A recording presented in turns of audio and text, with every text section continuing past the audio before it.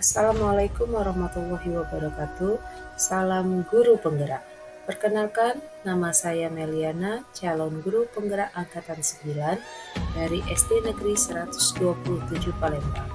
Pada kesempatan kali ini, saya akan menyampaikan kesimpulan dan refleksi pemikiran Ki Hajar Dewantara pada modul 1.1.A8 tentang koneksi antar materi.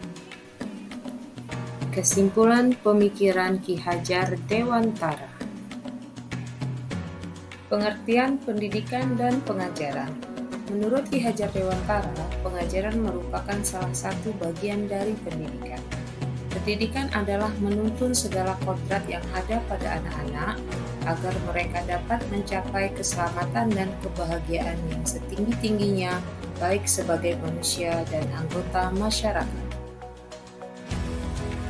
Dasar-dasar pendidikan menurut Ki Hajar Dewantara. 1. Menuntun. Pendidik itu hanya dapat menuntun tumbuh atau hidupnya kekuatan kodrat yang ada pada anak-anak, agar dapat memperbaiki lakunya hidup dan tumbuhnya kekuatan kodrat anak. 2. Memerdekakan manusia. Manusia merdeka adalah manusia yang hidupnya lahir atau batin tidak tergantung kepada orang lain, akan tetapi bersandar atas kekuatan sendiri. Melalui pengajaran memerdekakan manusia secara lahir, sedangkan melalui pendidikan memerdekakan hidup manusia secara batin. 3. Berpihak pada murid. Berhamba pada sang anak dengan semurni-murninya dan seikhlas-ikhlasnya. Bebas dari segala ikatan, dengan suci hati mendekati sang anak, bukan untuk meminta sesuatu hak, tetapi karena cinta kasihnya yang tak terbatas. 4. Anak bukan tabula rasa. Anak bukan kertas kosong yang bisa digambar sesuai keinginan orang dewasa. Anak lahir dengan kekuatan kodrat yang masih samar-samar. Tujuan pendidikan adalah menuntun, memfasilitasi, membantu anak untuk menebalkan garis samar-samar agar dapat memperbaiki lakunya untuk menjadi manusia seutuhnya. 5. Tempat persemaian benih-benih kebudayaan. Kebudayaan dan pendidikan adalah satu kesatuan yang utuh. Dengan adanya pendidikan yang baik, maka sebuah peradaban yang baik akan kita dapatkan. Cita-cita masyarakat yang berbudaya yang luhur pun dapat kita wujudkan. Kebudayaan yang dimaksud adalah sebuah peradaban, sebuah cita-cita masyarakat yang ingin kita bentuk sebagai sebuah bangsa. Mimpi kita sebagai bangsa, itu semua kita semaikan benihnya, kita mulai kerjakan dari apa yang kita kerjakan di pendidikan. 6. Berbudi pekerti. Budi adalah pikiran, perasaan, kehendak, atau kemauan. Pekerti adalah tenaga. Budi pekerti merupakan keselarasan atau keseimbangan hidup antara cipta, rasa, karsa, karya, dan pekerti. 7. Guru ibarat petani. Guru memandu kebebasan anak, memperkuat kodrat lewat pengaruh sosio-kultural, mengajarkan tanggung jawab sosial, serta bijak dalam mengambil kebijakan. 8. Sesuai kodrat alam dan kodrat zaman.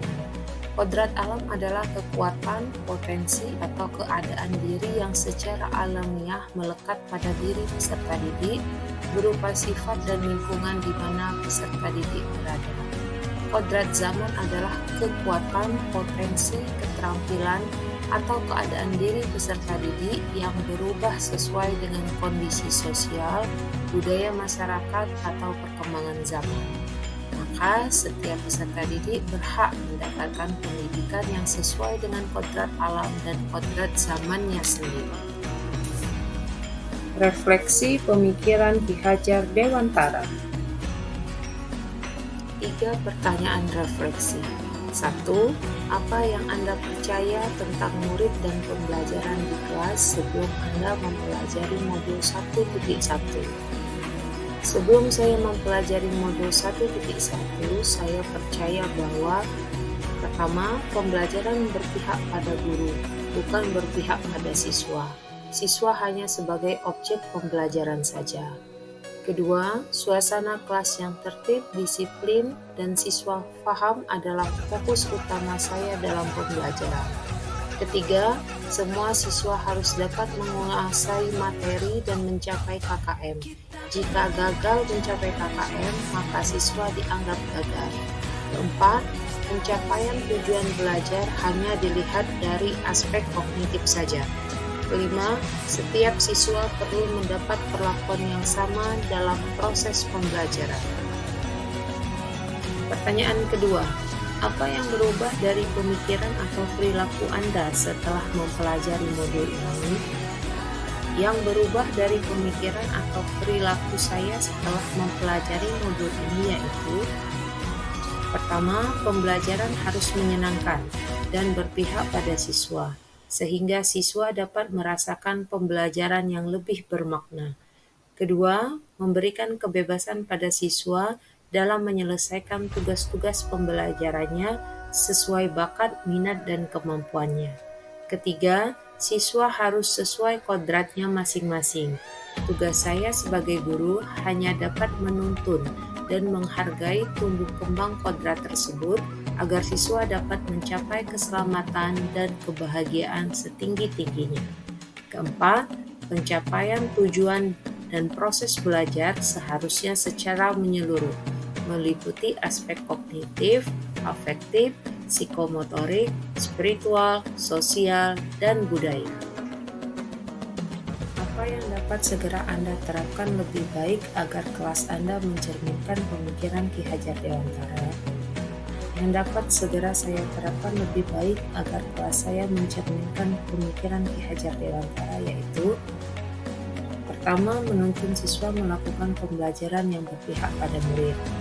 Kedua, menciptakan pembelajaran yang menyenangkan, aktif, kondusif, kreatif, sehingga siswa mendapatkan rasa merdeka dalam pembelajaran.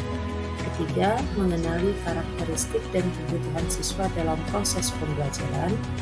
Keempat, pembelajaran yang mengutamakan aspek budi pekerti. Kelima, pembelajaran sesuai dengan kodrat alam dan kodrat zaman. Keenam, menjadi teladan yang baik bagi peserta didik. Semoga video ini menginspirasi bagi Bapak Ibu pejuang pendidikan. Salam dan bahagia Bapak Ibu guru penggerak. Terima kasih atas perhatiannya. Assalamualaikum warahmatullahi wabarakatuh.